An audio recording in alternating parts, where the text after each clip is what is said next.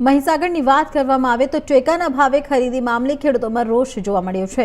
ભારતીય કિસાન સંઘની ઉગ્ર રજૂઆત, ગાંધીનગર આંદોલનની ચીમકી, એમએસપી ખરીદીમાં ફેરફારથી ખેડૂતોમાં આક્રોશ છે। જૂના નિયમો લાગુ નહીં થાય તો ગાંધીનગર કૂચની ચીમકી કરવામાં આવે છે। મહીસાગર જિલ્લામાં ટેકાના ભાવે અનાજ ખરીદી માટે જાહેર કરાયેલા નવા પરિપત્રોનો ખેડૂતો દ્વારા વિરોધ કરવામાં આવ્યો।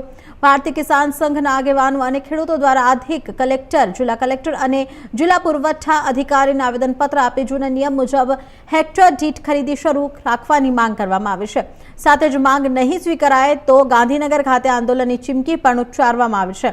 મહીસાગર જિલ્લા કલેક્ટર કચેરી ખાતે ભારતીય કિસાન સંઘના બેનર હેઠળ મોટી સંખ્યામાં ખેડૂતો એકત્રિત થયા હતા અને ટેકાના ભાવે અનાજ ખરીદી સંબંધિત નવા પરિપત્ર સામે વિરોધ નોંધાવ્યો હતો।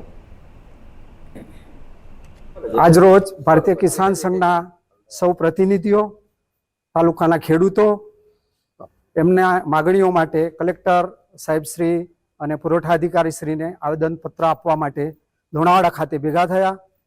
વધુમાં જિલ્લા ખેતીવાડી અધિકારી શ્રી જે.આર. પટેલ સાહેબને પણ આવેદનપત્ર અમે આપવા જઈ રહ્યા છીએ। ખાસ અમારી માગણી એ છે કે ગવર્મેન્ટે 2 દિવસ પહેલાં મકાઈની ખરીદી માટે એક નવો સર્ક્યુલર બહાર પાડ્યો અને જે ટોટલ 140 મણ ખરીદી કરવાની હતી, 1 હેક્ટરે એની જગ્યાએ 70 મણ કરી દીધી છે। આગલા દિવસે દરેક ખેડૂતને મેસેજ પણ આપી દેવામાં આવેલો, એમનો પુરવઠો લઈ 140 મણ પ્રમાણે પુરવઠો લઈને ખેડૂતો પણ આવી ગયેલા અને તોલવાની જ્યારે શરૂ થઈ ત્યારે 50% જ પુરવઠો તોલ્યો। એટલે 50% વરસાદની 2-3 દિવસથી વરસાદની સિઝન હતી, કેટલાય ખેડૂતોને 50% અનાજ ઘરે લઈ જવું પડ્યું અને રસ્તામાં પલળી પણ ગયું। ખાસ સરકારને એક વિનંતી છે કે આવી ખેડૂત વિરોધી નીતિને લીધે ખેડૂતોમાં બહુ આક્રોશ છે। જ્યારે સરકારને ગરજ હોય છે, ચૂંટણીઓ પતી જાય છે ત્યારે આવા ખોટા નિર્ણયો લેવામાં આવે છે। હાલમાં પણ જિલ્લા પંચાયત, તાલુકા પંચાયતની ચૂંટણીઓ જ્યારે વોટની ગરજ હતી ત્યારે આ બધું કરવામાં આવ્યું અને જેવી ચૂંટણી પતી ગઈ એટલે ટોટલી તરત પછી આને ફેરવી નાખવામાં આવ્યું। એટલે સરકારશ્રીને ખાસ વિનંતી છે કે જે જૂનો પરિપત્ર હતો એ મુજબ 140 મણ તરીકે મકાઈ, બાજરી, જુવારની જે ખરીદી 25% લેખે કરવાની છે એ તાત્કાલિક શરૂ કરે અને સર્ક્યુલરને કેન્સલ કરે।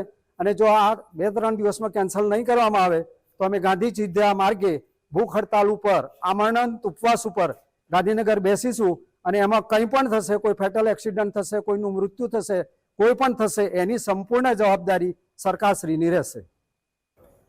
આજ રોજ લુણાવાડા ખાતે જિલ્લા કલેક્ટર કચેરી અને આપણા પુરવઠા અધિકારી સાહેબશ્રીને અમે ખેડૂતો ભેગા થઈ અને એક આવેદનપત્ર આપવામાં આવ્યું। એ આવેદનપત્ર એટલા માટે આપ્યું કે અત્યારે જે ખરીદી ચાલુ થઈ રહી છે એમાં અગાઉ જે પરિપત્ર હતો એમાં હેક્ટર દીઠ 140 મણ બાજરી હતી અને મકાઈ હતી।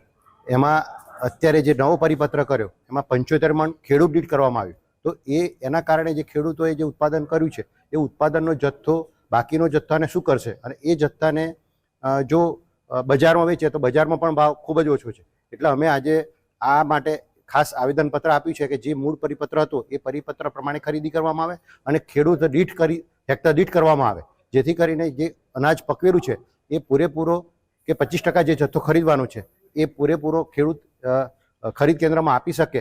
એટલે અમારી આ ખેડૂતોની ખાસ રજૂઆત છે અને રજૂઆત ધ્યાનમાં લઈ અને આ માટે જે જૂનો પરિપત્ર હતો એ પ્રમાણે પરિપત્ર કરી અને સરકાર ઘટતું કાર્યવાહી કરે।